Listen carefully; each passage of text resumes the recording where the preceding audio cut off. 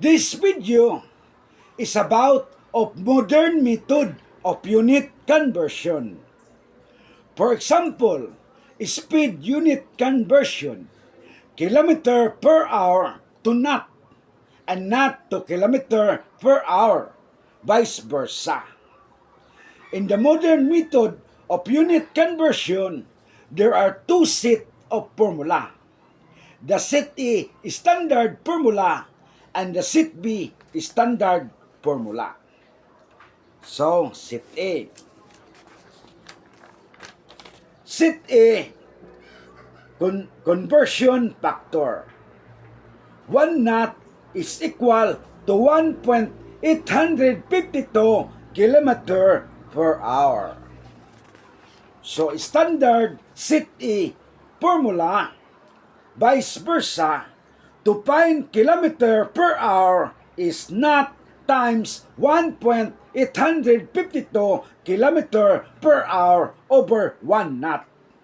And to find knot is kilometer per hour times 1 knot over 1.852 kilometer per hour. So exercises. 22 knots convert to kilometer per hour. To find kilometer per hour is knot times 1.852 kilometer per hour over 1 knot. So baba, kilometer per hour. 22 knots times 1.852 kilometer per hour over 1 knot. So, knot over knot. So, cancel ang knot at maiwan ang kilometer per hour. So, continue. Kilometer per hour. 40.744 kilometer per hour over 1. So, equals 40.744 kilometer per hour. So, 22 knots is equal to 40.744 kilometer per hour. So, checking. 40.744 kilometer per hour convert to knot. And to find knot is kilometer per hour times 1 knot over 1.852 kilometer per hour. So knot, 40.744 kilometer per hour times 1 knot over 1.852 kilometer per hour. So cancel. Kilometer per hour over kilometer per hour. So cancel ang kilometer per hour at maiwan ang knot. So continue. Knot, 40.744 knot over 1.852. So equals 22 knots. So, 40.744 kilometer per hour is equal to 22 knots. So, set B. Set B na naman tayo. Our set B conversion factor. Set B conversion factor. 1 kilometer per hour is equal to 0.539956.03 knots.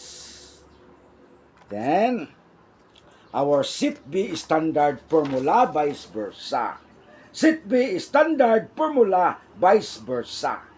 To find knot is kilometer per hour times 0.539956.03 knot over 1 kilometer per hour. And to find kilometer per hour is knot times 1 kilometer per hour 0.539956.03 knot. So, set B exercises tayo. Tingnan natin kung magtugma ba ang set A sa set B. So, set B exercises. 22 knots convert to kilometer per hour. So, to find kilometer per hour is knot times 1 kilometer per hour over 0.539956 at 03 knot. So baba. Kilometer per hour.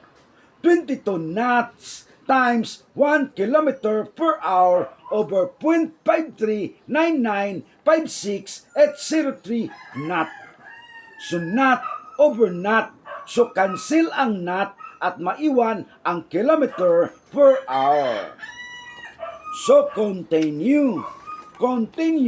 Kilometer per hour. 22 kilometer per hour over 0.539956 at 03. So equals 40.744 kilometer per hour. So 22 knots is equal to 40.744 kilometer per hour.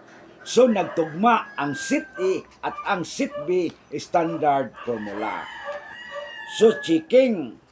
Seat B, checking. 40.744 kilometer per hour convert to knots. And to find knots is kilometer per hour times 0.539956 at 03 knot over 1 kilometer per hour. So knot 40.744 kilometer per hour times 0.539956 at 03 knot over 1 kilometer per hour. So kilometer per hour over kilometer per hour. So cancel ang kilometer per hour at maiwan ang knot. So continue. Knot 22 knot over 1. So equals 22 knots. So 40.744 kilometer per hour is equal to 22 knots. In the modern method of unit conversion, you can calculate the conversion to any conversion factor, no? Another conversion factor. 22 knots is equal to 40.744 kilometer per hour. Pag sinabing conversion factor, siyempre meron niyang formula. At ito ngayon ang kanyang formula. Another formula, vice versa. To find kilometer per hour is knot times 40.744 kilometer per hour over 22 knots. And to find knot is kilometer per hour times 22 knots over 40.744 kilometer per hour. So next video natin, ito na naman ang ating lesson, no? So, yun lang at maraming salamat.